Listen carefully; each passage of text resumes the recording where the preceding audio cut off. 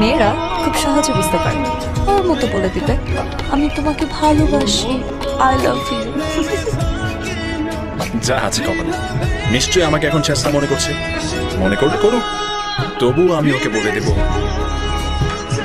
আমি তোমাকে অনেক ভালোবাসি।